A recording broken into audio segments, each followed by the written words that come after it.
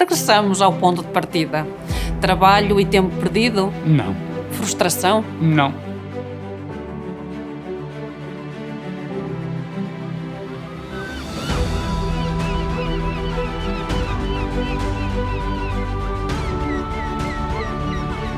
Todas as odisseias têm uma história, que une o lugar de partida ao porto de destino. Uma história marcada pela emoção e pelo entusiasmo, mas também pelos desafios e contratempos que surgiram aos que ousaram navegar. A nossa odisseia começou há quase 10 anos, com o convite da Porto Editora para a edição de um manual escolar de Biologia e Geologia. Equipa formada, largada a nau de vento em popa, já em pleno oceano, somos confrontados com um grande temporal. A suspensão das adoções. Regressamos ao ponto de partida. Trabalho e tempo perdido? Não, Frustração? não. Antes o reforço da vontade de encetar nova viagem, quando outros ventos mais favoráveis voltassem a soprar. Os anos que se seguiram foram um período de pousio para repensar opções e corrigir as coordenadas da viagem anterior. Foi, sobretudo, um período de reflexão sobre como fazer um novo manual de Biologia e Geologia, quando a espera pela novidade já vai longa. Anos envolvidos, novos documentos curriculares, novas aprendizagens, novas perspectivas na organização das escolas, surge renovado o convite. É hora de nova largada, rumo ao sonho de construir um manual. Desta vez, a viagem chegou a bom porto, apesar dos obstáculos que nos tentaram temperar a determinação. E qual o resultado desta aventura?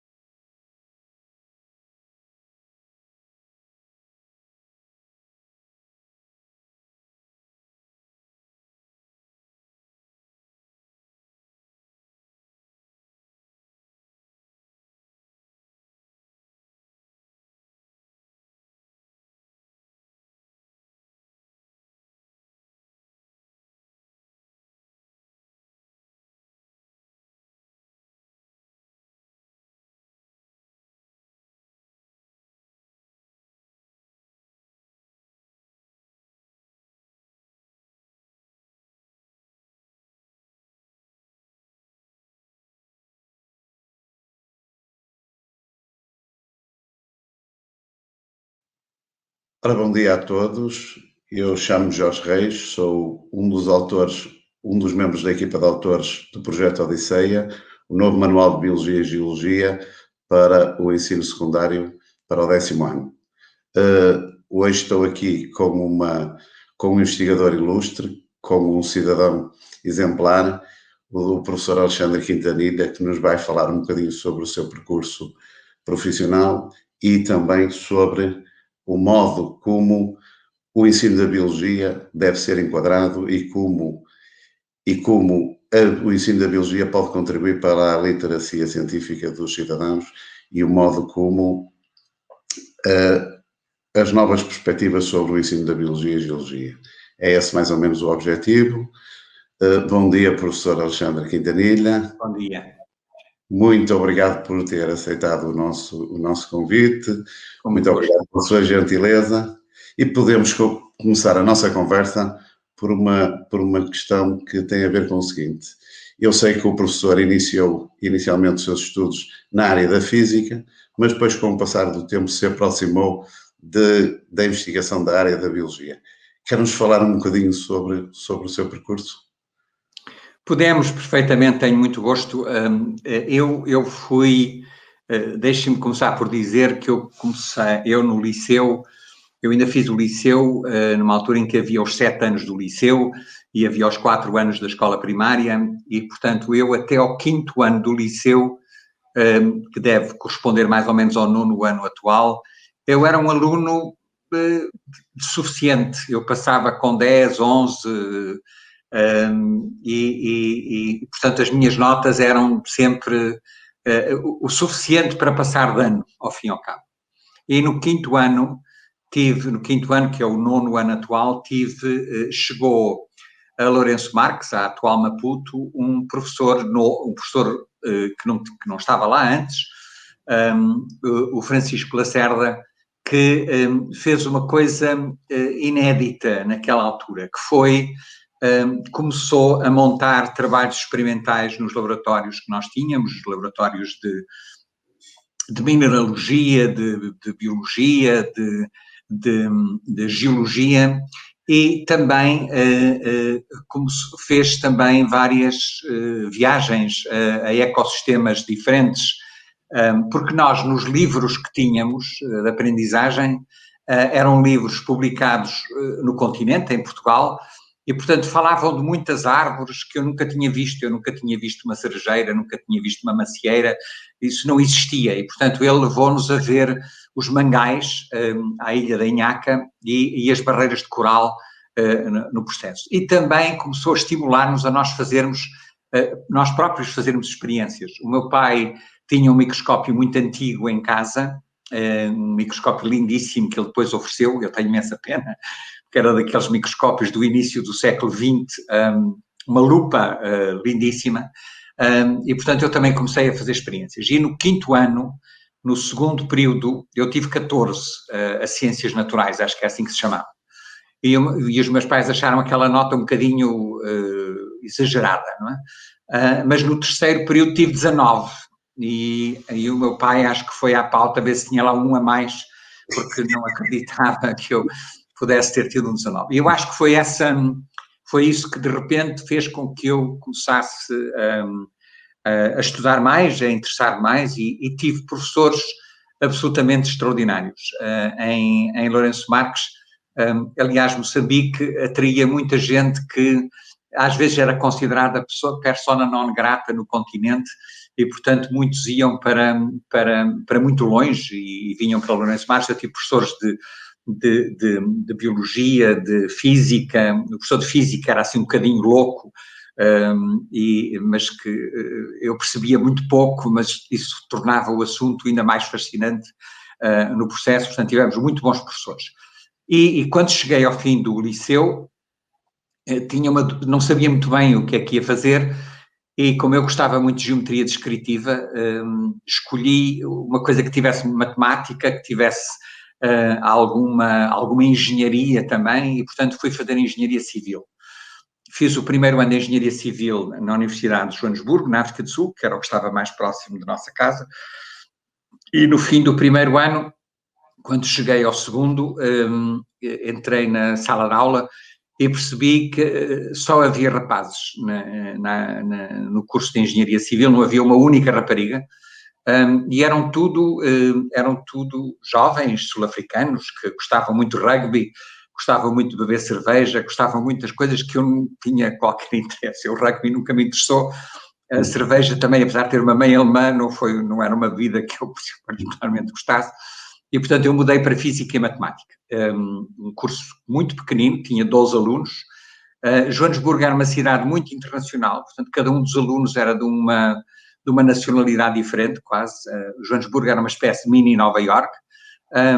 Gostei imenso do curso, e quando acabei o doutoramento, ou próximo do fim do doutoramento, conheci um homem que era também sul-africano e que veio a Joanesburgo a receber um doutoramento honoris causa pela nossa universidade, o Sidney Brenner, que mais tarde veio a ter o Prémio Nobel, e eu fui indigitado a ser uma espécie de moleque, acompanhar esta pessoa famosa durante 3 dias, ver o que ele precisava, por aí fora. E tive muitas conversas com ele, e disse-lhe que estava a ficar muito fascinado com a biologia. Estamos no fim dos anos 60, princípio dos anos 70, e eu disse que se calhar gostaria de mudar para a biologia, porque muita coisa estava a acontecer. Mas estava com medo, porque tinha que começar tudo de novo. E ele olhou para mim, ele era um homem pequenino, com os olhos azuis muito brilhantes, olhou para mim e disse: mas se é isso que você quer fazer, faça.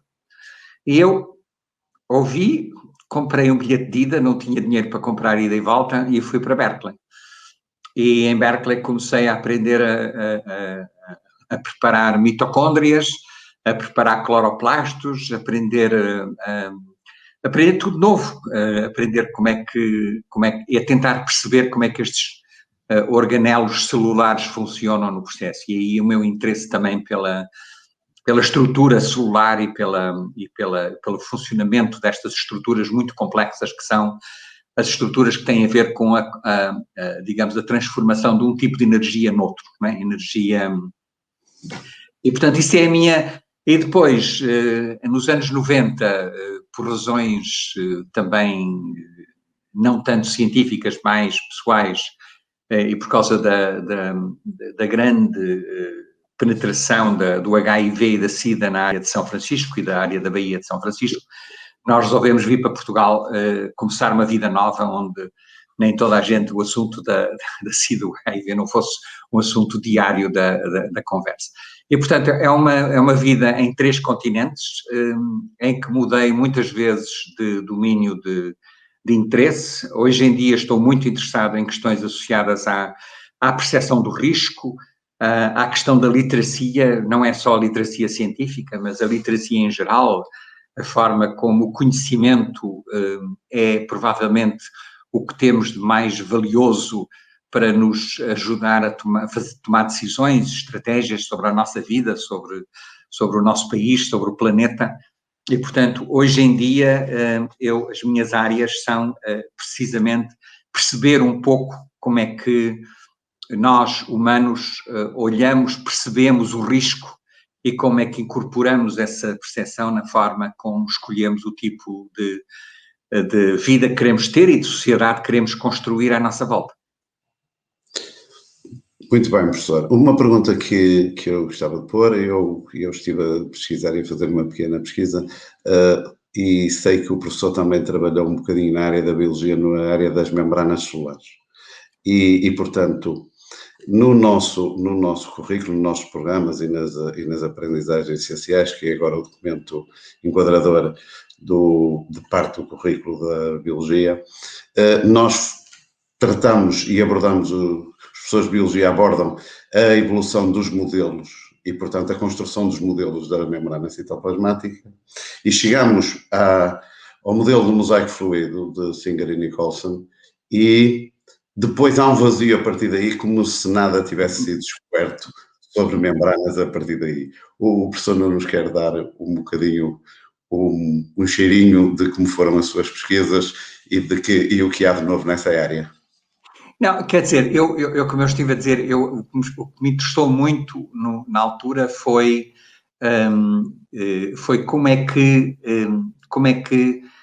eletrões, como é que aquilo que é responsável pelos mecanismos de oxidação e redução nos processos biológicos, como é que esses eletrões são transportados ao longo de várias proteínas e complexos proteicos que existem nas mitocôndrias e nos cloroplastos. Portanto, como é que isso se faz, como é que isso se processa, como é que a membrana é uma condutora elétrica de eletrões, não é? Como é que os eletrões passam de proteínas para proteínas ao longo da membrana, e, por outro lado, como é que esse mecanismo extraordinário de transporte elétrico de eletrões está acoplado a um outro mecanismo ainda mais fascinante, que é o mecanismo de transporte de prótons de um lado para o outro da membrana da mitocôndria ou do cloroplasto. Portanto, como é que mecanismos de oxidação-redução se transformam num gradiente elétrico de um lado para o outro da membrana, que depois é usado por outros componentes da membrana para produzir o ATP ou para, que é a forma que as células têm de armazenar energia. O ATP é a energia armazenada no sistema. Isto é um processo fascinante. O Mitchell recebeu o Prémio Nobel por esta descoberta, pela proposta que ele fez de como é que isto funcionava, e houve muita gente, incluindo eu, que passou muito tempo a tentar perceber como é que isto acontecia. Hoje em dia, nós sabemos que as membranas não só têm uma função, aliás, eu costumo às vezes, exagerando um bocadinho, que sem membranas não havia vida, não é? Quer dizer, se a gente não consegue separar o que está fora daquilo que está dentro e construir gradientes de íons diferentes, de sódio, potássio, cloro, cálcio, por aí fora, se não houvesse esta possibilidade de criar um dentro e um fora, uma topologia dentro e fora, não havia vida, porque não havia células, não é? E hoje nós percebemos também que as membranas não são só uma coisa, não são só uma estrutura bidimensional fluida, sabemos que ela é fluida, e que não faz mais nada do que transportar coisas através da membrana. Já é muito isso o que faz, mas por outro lado, as membranas estão ligadas a um citoesqueleto interno da própria célula e a um exoesqueleto também da própria célula. E, portanto, o que estamos a perceber hoje é que isto é um sistema muito complexo, um sistema fascinante, e que faz com que a membrana e os componentes da membrana celular estejam também em ligação direta com o resto da célula, com todos os processos que acontecem dentro da célula. E, portanto, há sinalizações, há formas de mandar mensagens que chegam à membrana para o resto daquilo que está na célula e vice-versa. Continua a ser fascinante o mecanismo de fusão de membranas ou de separação de membranas, porque esta coisa de ter uma estrutura hidrofóbica que se pode fundir com outras, é um mecanismo fascinante, que há muita gente a tentar estudar e que há muitos avanços em relação a isso, mas como é que isto acontece? Como é que uma estrutura tão diferenciada consegue fundir-se com outras estruturas parecidas e consegue permitir a entrada e saída, olha, por exemplo, destes vírus que estamos agora a ser assolados por esses vírus. Portanto, hoje a membrana celular tem uma vida, entre aspas, muito mais excitante e estimulante do que aquilo que a gente julgava anteriormente, que era só separar o dentro do fora e fazer transporte de constituintes que são importantes para as células. Obrigado, professor, por esta explicação tão sucinta e tão clara. E agora gostava de fazer, o nosso tempo já está a caminhar para o fim, e eu gostava de fazer uma última pergunta. Na sua perspectiva, a biologia, de que modo a biologia pode, e as linhas de investigação, qual será o caminho que a biologia está a seguir, que estarão aí nos próximos anos, num futuro próximo, a influenciar mais a nossa vida? E um bocadinho, que nos referisse um bocadinho que o professor já abordou de levemente, que é a decalagem que existe entre o avanço científico e depois, em termos sociais, os mitos e a ignorância e o desconhecimento dos conteúdos científicos, que muitas vezes levam, como nós estamos a ver agora com a pandemia, a comportamentos humanos absolutamente inconscientes. Sim, mas eu acho que... De uma iliteracia, o que é que o professor acha disto? Bem, eu acho que... Eu costumo pensar que hoje em dia a iliteracia não é só científica, não é? Quer dizer, há uma iliteracia muito grande em muitos domínios, porque a forma como nós queremos construir a nossa própria vida, como queremos viver, o tipo de sociedade em que queremos florescer, em que queremos desenvolver e que os nossos filhos se possam desenvolver, é uma sociedade que depende cada vez mais do conhecimento, não é? Quer dizer, a importância do conhecimento não pode ser diminuída. Quer dizer, eu acho que tudo o que nós hoje projetamos, tudo o que nós hoje queremos construir para nós próprios e para os entes, para a sociedade em que nós vivemos, depende do conhecimento. E isso é muito evidente em áreas como, por exemplo, o clima, que é uma das áreas em que eu estou neste momento muito envolvida, uma área em que eu também trabalhei muito enquanto estive os tais 20 anos em Berkeley na altura. O clima é um domínio fascinante porque tem ligações a quase tudo o que está a acontecer. Por um lado, o clima e as alterações climáticas têm muito a ver com aquilo que é a energia que nós consumimos e, portanto, se nós conseguirmos alterar e começarmos a usar mais energia renovável, se calhar conseguimos evitar as alterações climáticas que já se estão a sentir, mas que estavam a ser previstas há mais de 4 ou 5 décadas. Quer dizer, esta questão do clima é uma das áreas em que nós fomos capazes de medir, fomos capazes de prever, fomos capazes de verificar tudo aquilo que estava a ser proposto que iria acontecer, está a acontecer. E infelizmente ainda existem uns senhores que felizmente já saíram da ribalta, já saíram da Casa Branca, que têm dúvidas sobre aquilo que está a acontecer. Mas o clima influencia todo o ambiente, influencia a agricultura, influencia a nossa forma de produzir comida, influencia a nossa saúde, influencia muitas coisas que estão à nossa volta. E, portanto, o impacto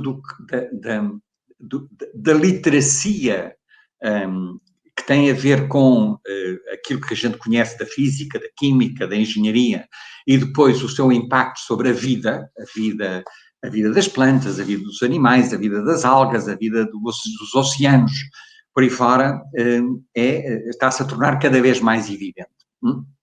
E, portanto, perceber e ter a noção de que há muitas, todas as áreas do conhecimento estão interligadas, é uma questão quase que cultural. Nós temos que perceber que os efeitos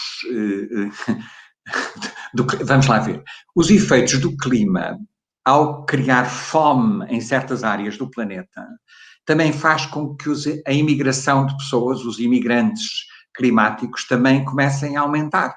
E, portanto, os efeitos sociais das alterações climáticas em termos daquilo que é o planeta e daquilo que são as identidades várias, as nacionalidades diferentes, como é que uns querem proteger as suas áreas em vez de outras, isto está tudo muito interligado e cada vez é mais importante as pessoas perceberem que as estratégias que são escolhidas, não só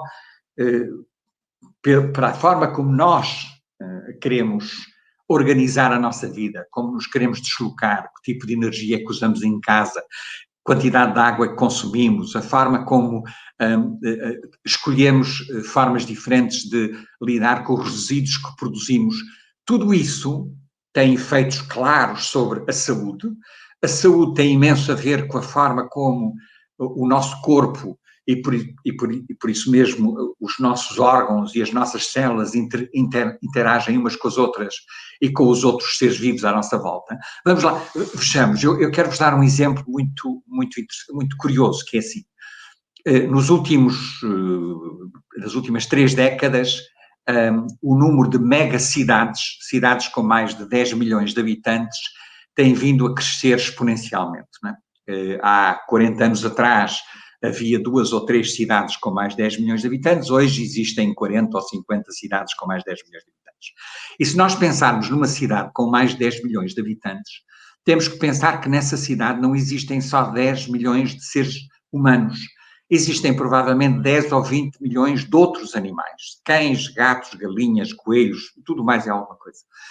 Mas depois existem trilhões de vetores, pulgas, carraças, moscas, tudo aquilo que faz com que a megacidade se torne o sítio ideal para a propagação de doenças infecciosas, torna-se óbvio. Não é? Quer dizer, isto é o meio de cultura melhor que nós temos para a propagação de doenças infecciosas. Não, quer dizer, quem é que está espantado com a pandemia que nós estamos todos a sofrer neste momento? Não é? Quer dizer, aliás, outra coisa curiosa é nós pensarmos que no nosso próprio corpo, o nosso corpo, 2/3 das células no nosso corpo não são nossas, são de bactérias, são de fungos.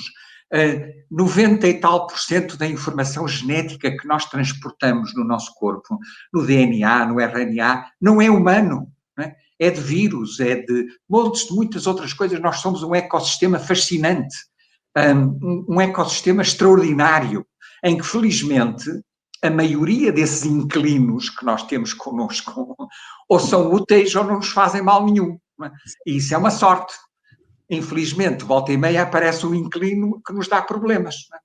Mas esse inquilino, enquanto não aprender a viver connosco, enquanto não se adaptar e nós nos adaptarmos a ele, também não tem vantagem, porque esse inquilino, ao nos matar, deixou de ter um sítio para viver. E, portanto, o que faz sentido é que ele, a pouco e pouco, se vá adaptando, vá-se sofrendo mutações, não para nos eliminar, mas aprender a viver connosco como um ecossistema no processo. E, portanto, eu acho que entender isto não é complexo, não é? Tem a ver com muitas áreas do conhecimento, mas entender a interação entre estas várias áreas acho que é fundamental. E como isso é difícil, é muito fácil para os populistas avançarem com todas as explicações extraordinárias que existem para tudo o que mais que acontece. Aliás, na pandemia, aquilo que mais me impressiona é a quantidade de gente que tem desejo de protagonismo. Toda a gente tem opiniões. Não é? E aquilo que a gente mais sabe hoje em dia é que sabemos muito pouco sobre este vírus. Continuamos a saber, apesar de já termos muita informação, continuamos a saber pouco sobre a forma como ele se... Por exemplo, porque é que há pessoas que são transportadoras do vírus e não têm sintomas? Porque é que há pessoas que já tiveram o vírus, será que são contagiosas ou não são contagiosas? Não sabemos. Não é? Estas mutações que estão a acontecer tornam-se mais virulentas, sabemos que umas sim, outras talvez não. Quais são os efeitos sobre a morte das pessoas? Também não sabemos. Há muitas dúvidas que temos sobre essa questão. Mas deixem-me terminar já agora sobre uma outra questão que também me preocupa um bocado, que é esta sacralização, se quiser, do genoma, dos genes. Esta ideia de que nós não somos mais do que o conjunto dos nossos genes, não é? Quer dizer, nós somos quase que determinados pelos nossos genes. E isso é uma ideia muito perigosa, porque nós, quanto mais aprendemos nas áreas da sociologia, da psicologia, da biologia, por aí fora, percebemos que nós somos, somos o produto de uma enorme interação de fatores que determinam aquilo que são os nossos desejos, que são as nossas paixões, que são as nossas, aquilo que nos intriga, aquilo que nos fascina, aquilo que... Eu, por exemplo, eu não sei porque é que eu não gosto do Renoir e gosto, por exemplo, do Klee como pintor, ou gosto do Cézanne, para mim é o grande pintor do impressionismo. O Renoir não gosto. Porquê? Não é? Não sei porquê. E às vezes até nem quero saber necessariamente. Gosto de apreciar porque gosto de apreciar, porque é que eu consigo passar uma tarde inteira a ouvir Bach, e há outras músicas que eu não gosto particularmente. Eu acho que isto é um crime eu dizer isto, mas o Mozart para mim não me diz muito, não é? Acho que é agradável, mas não me diz o mesmo que diz o Bach, não é? Portanto, a sacralização do DNA é uma coisa que me preocupa um bocadinho e acho que estamos a avançar nesse aspecto. A última coisa que eu queria dizer também é a sacralização da natureza. Hoje em dia, digamos, a publicidade passa o tempo a dizer que nós temos que nos aproximar da natureza, o natural é que é bom, as mulheres ao terem filhos não devem usar a epidural porque ter um parto natural, mesmo que tenha dor, é que é melhor. Esta ideia de que o natural é que é perfeito e a natureza é o paraíso é uma ideia muito antiga, é uma ideia que vende muito bem, mas que é errada. A natureza é totalmente indiferente ao ser humano. A natureza, 99,9% de todas as espécies já desapareceram. 99,9% de todas as espécies já desapareceram. Não é? E eu costumo às vezes dizer a brincar, se alguém acredita, como alguns ainda acreditam que as espécies foram criadas uma de cada vez, não é? Isto só pode querer dizer uma de duas coisas, ou quem estava a criá-las é incompetente, não é? Porque criou para depois destruir, ou pior do que isso, é malévolo, não é? Malévola, porque cria para depois destruir. Portanto, a natureza é totalmente indiferente, evolui e felizmente que isso, ela também não é vingativa, não é? Quer dizer, não é nem perfeita nem vingativa, é indiferente, evolui e evolui de uma forma muito pouco previsível nesse processo. Professor, muito obrigado. Foi um eu ficava aqui o dia todo a ouvi-lo. Eu sei que o professor é nada que agradecer. Tem muitos compromissos. Sei que agora vai ter um compromisso agora às 10 horas e, portanto, muito obrigado e espero numa próxima vez voltar a conversar com o professor, que foi um gosto muito grande. E desejo-vos o maior sucesso com o vosso trabalho, mas que nunca se esqueçam que a principal mensagem que nós temos para os... digamos, o principal desafio que nós temos e que não é fácil é estimular a curiosidade e a imaginação. E isso não há... Eu fez com o professor. Não, mas é que não há regras para isso, não é? Quer dizer, estimular a curiosidade, não há forma, isto é difícil de ensinar. Como é que se ensina a curiosidade e a imaginação? É muito difícil. Tem que surgir do interior das pessoas, a pessoa tem que ficar fascinada com qualquer coisa e seguir por aí fora. Olha, muito obrigado pela esta oportunidade e até uma próxima. Muito obrigado. Obrigado. Muito obrigado a todos e a todas por terem assistido à nossa conversa e convido-os a todos a assistir ao próximo vídeo da nossa formação.